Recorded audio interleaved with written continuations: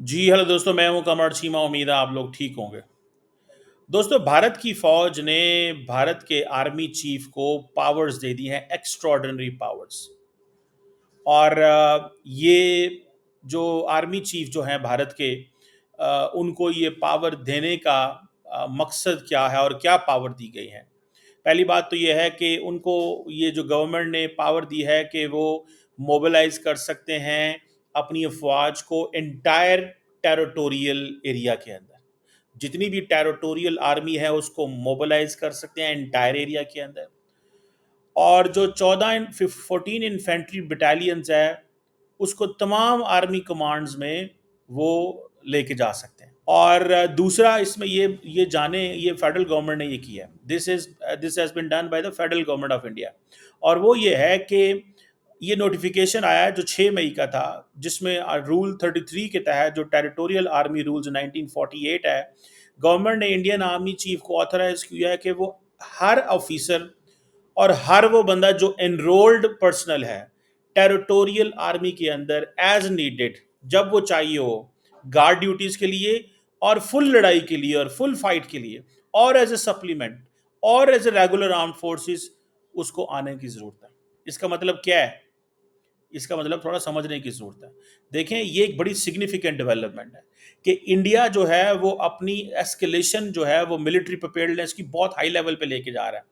और ministry of defence ने ये पावर आर्मी चीफ की करना कि वो मोबिलाइज कर सकते हैं एंटायर टेरिटोरियल आर्मी को जहां जहां वो डिप्लॉय करना चाहे।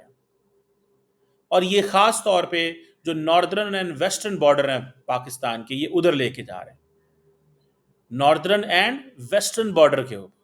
और ये जो नोटिफिकेशन आया है, ये जो आया है वो टेरिटोरियल आर्मी रूल्स 1948 के तहत जो है वो आया है नोटिफिकेशन।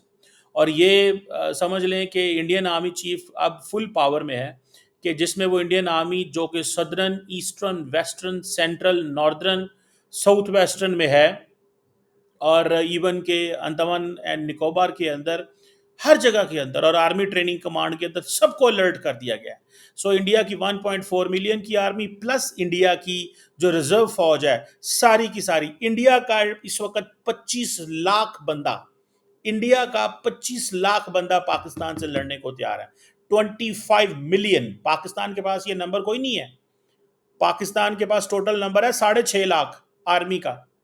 और बीच में कोई रिजर्व डाल के मेरा ख्याल है कुछ 4-5 लाख और हो जाएंगे, मेरा ख्याल है इतना। तो ये होगा कि मैं कल किसी ऑफिसर से बात कर रहा था, पुलिस ऑफिसर, अपने दोस्त से। मैंने कहा जी हाँ जी, क्या तैयारियां हैं? उन्होंने कहा जी हम तो शहर संभालेंगे, फौज बॉर्डर पे चली जाएगी, जो रेंजर है वो पीछे आ जाएगी। फौज बॉर्डरों पे है, रेंजर्स और बाकी जो है वो पीछे आ जाएंगे, और जो पुलिस है वो शहरों में आ जाएगी। सो ये है पाकिस्तान। सो ये मोबिलाइजेशन जो इंडियन आर्मी कर रही है, इसमें ये है कि इसमें आप देखें कि बहुत सारी जो इंडिया की मिनिस्ट्रीज हैं वो भी डिमांड कर सकती हैं कि उनको भी ये चाहिए। और मिलिट्री की जो एक्टिविटी है, मिलिट्री की एक्टिविटी जो है वो भी सारी बात है, सारी की सारी वो देख रहे हैं। अब देखना यह है कि ये जो 8 और 9 की रात को कहते हैं कि इंडिया की गवर्नमेंट कहती है कि हमने 50 ड्रोन लॉन्च हुए थे, 50 ड्रोन लॉन्च हुए थे। और जिसमें जिसे वो कहते हैं ना 15-15 इंडियन मिलिट्री इंस्टॉलेशन। पाकिस्तान कहता है कि हमने अभी तक हमला नहीं किया, ठीक है ना जी। और जिसमें वो कहते हैं कि नहीं, उधमपुरा, सांबा, जम्मू, अखनूर, नगरोटा, पठानकोट ऐसे इलाके हैं जहां पे ये रिस्पॉन्ड किया गया, ठीक है ना जी। सो अब ये जो है डिफेंस मिनिस्ट्री, वो कहते हैं जी हमें पूरी पावर्स हासिल हैं, फौज अब जो मर्जी कर सकती है, फौज जो मर्जी कर सकती है। ये वो चीज़ उन्होंने उनको ऑथराइज, सारी की सारी पोजीशन जो है उनकी हो गई है। सो पाकिस्तान, जारी बात है, similarly Pakistan is all set, ठीक है जी। Pakistan is all set, India is all set, हर तरफ लड़ाई के जो वो जिसे कहते हैं ना, ये है। दूसरी तरफ इंडिया के अंदर जितनी भी सिविल डिफेंस है उसका जो डायरेक्टरेट है वो भी एक्टिव हो गया है।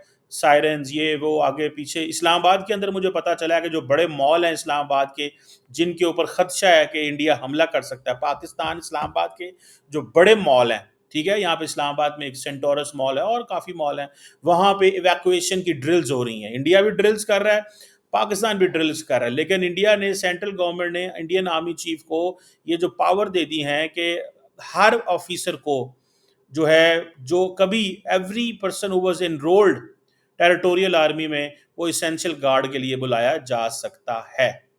ये पोजीशन है इस वक्त। मुझे ज़ाती तौर पे ये लगता है कि that is very very significant. ये बहुत सिग्निफिकेंट है ये सिचुएशन, इसको अंडर एस्टिमेट नहीं करना चाहिए।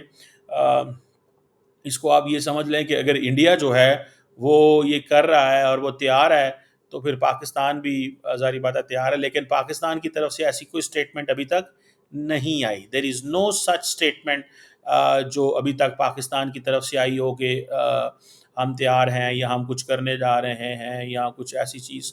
There is nothing. लेकिन इंडिया का इसका मतलब क्या है? इसका मतलब है कि इंडियन फ़ौज ने मुकम्मल तैयारी कर ली है, दे आर मूविंग इन। वो एक लैंड ऑपरेशन भी हो सकता है, ग्राउंड ऑपरेशन भी शुरू हो सकता है। देखिए, पहले राउंड में एयरफोर्स ने ऑपरेशन किया, दूसरे में ये था क्या उसे बोलते हैं, ड्रोन्स का था। अभी तक जो बात सुनने में आई है इंडिया और पाकिस्तान में कि दोनों साइड ने अपने टैंक्स मूव नहीं किए। टैंक्स तैयार हैं, टैंकों की जंग भी तो हो सकती है ना भाई, ठीक है जी। तो टैंक्स जो है वो मूव नहीं किए। ये एक इंपॉर्टेंट चीज है। इट मींस कि that both the countries want to fight. दोनों जो ममालिक हैं वो लड़ना चाहते हैं इन एरियल कॉम्बैट के अंदर, एरियल कॉम्बैट के अंदर, ठीक है जी। और ये समझ लें कि ये जो एरियल कॉम्बैट है, इट मींस कि इंडिया एंड पाकिस्तान इस चीज़ में वो रहना चाहते हैं। सो जिसे वो कहते हैं ना,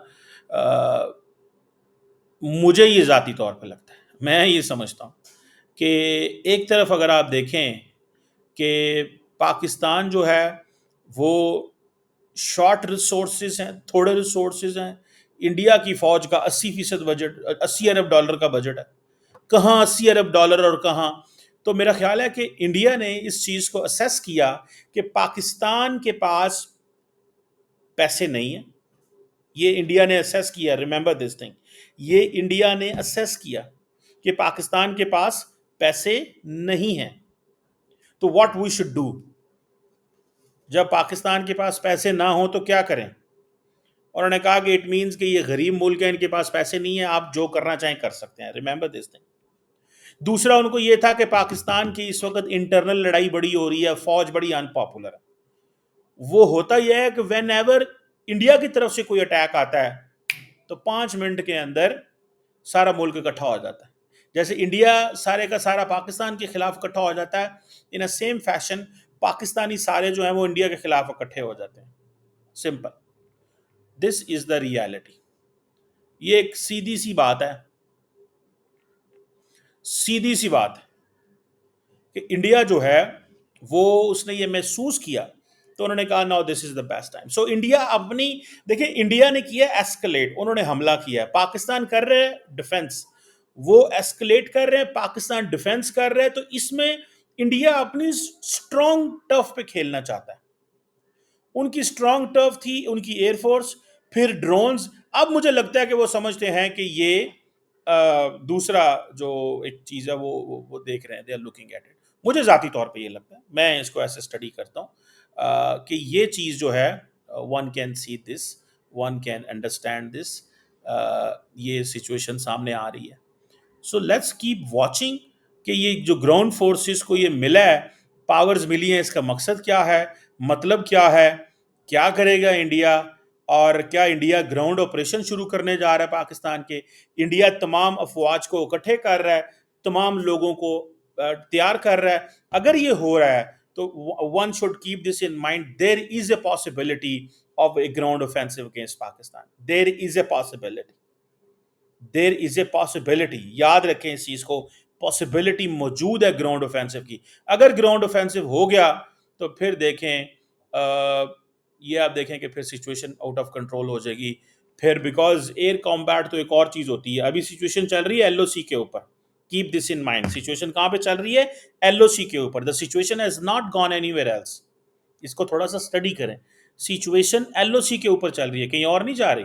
लेट्स सी, देखते हैं क्या निकलता है यहाँ पे।